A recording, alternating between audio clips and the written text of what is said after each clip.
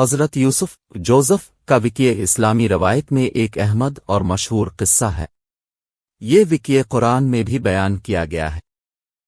حضرت یوسف علیہ السلام ایک نبی اور اللہ کے رسول، اور ان کا قصہ ان کی بڑی عبادت، صبر اور ایمان کی مصلحت سے بھرا ہوا ہے۔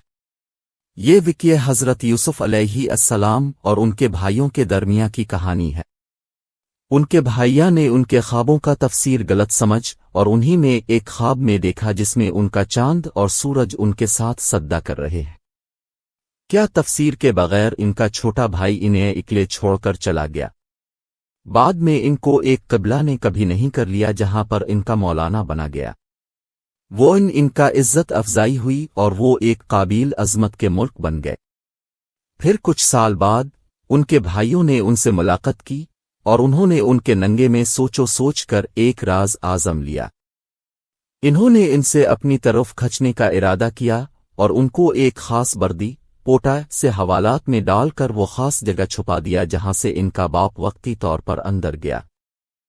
ہم جگہ میں حضرت یوسف علیہ السلام نے ایک برس تک گزارا اور ہمیں دور ان کا باپ ان کو ملنا آئے، لیکن ان کے بھائیوں نے وہ بردی کھلی کر دی تھی۔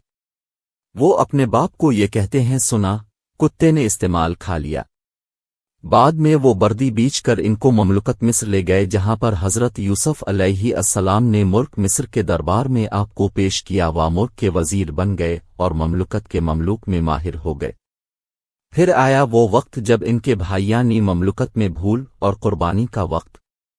وہ مصر آئے اور حضرت یوسف علیہ السلام سے مدد مانگنے لگے۔ حضرت یوسف علیہ السلام نے ان کو پڑھنا لکھنے والے اپنے اصل شناخت چھپنے کا ارادہ کیا ہے۔ کیا طرح حضرت یوسف علیہ السلام نے ان کو ان کے کیا برے کاموں کے لیے معاف کیا اور اپنے بھائیوں کو ملک مصر کے دربار میں کہا ہے۔ وقیے میں ان کا صبر، مضبوطی اور اللہ پر بھروسہ ظاہر ہوتا ہے۔ یہ وقیہ ایمان، صبر اور توبہ کے احمقی کو نمایاں کرتا ہے۔ حضرت یوسف علیہ السلام کا وقیہ اسلامی روایت کا حصہ ہے اور قیامت تک لوگوں کو فدا پہنچتا رہے گا۔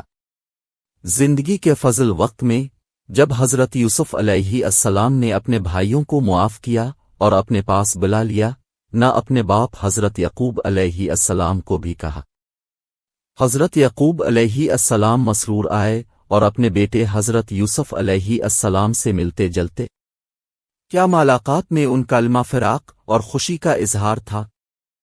حضرت یوسف علیہ السلام نے اپنے بھائیوں سے بھی ملاقات کرائی اور ان سے محبت اور رحم کی بات کی۔ انہوں نے ان کو معاف کیا اور ان کے ساتھ رہنے کے لیے مملکت مصر میں امان اور سکھوں کا وعدہ کیا۔ مملکت مصر میں بھوک اور قربانی کا وقت آیا جس سے حضرت یوسف علیہ السلام نے تیار کیا ہے۔ انہوں نے اپنے بھائیوں اور باپ کو اپنا پاس بولا اور ان کو اپنے دربار میں قبول کیا۔ کیا وقت ان کا بھائیوں سے اور باپ سے ملنے کا لمحہ تھا جس میں ان کی توبہ، محبت اور اب کی صلاح کا ثبوت تھا۔ حضرت یوسف علیہ السلام کا وقیہ انسانوں کو تقوی، صبر اور دوسروں پر رحم کرنے کی اہمیت سکھاتا ہے۔ کیا وقیہ میں اللہ کی حکمت اور فضل کا اظہار ہوتا ہے، اور یہ مشکل ہے کہ چنانچہ مشکل اور امت سے گزرنے پر صبر اور ایمان رکھنا سے اللہ کے فضل حاصل ہوتا ہے۔ کیا وقیہ سے ہمیں یہ سبق ملتے ہیں کہ چنانچہ مشکلات اور تکلفات سے گزرنا کبھی بھی آسان نہیں ہوتا، لیکن اگر ہم اللہ پر بھروسہ رکھیں، ایمان سے کام کریں اور دوسروں پر رحم اور انسانوں کے ہم قدرے کے ہین حضرت یوسف علیہ السلام کا وقیہ ہمیں زندگی کے مختلف پہلوؤں پر سوچنے کا موقع دیتا ہے اور ہماری روحانی اور اخلاقی طریقت میں مددگار ثابت ہو سکتا ہے۔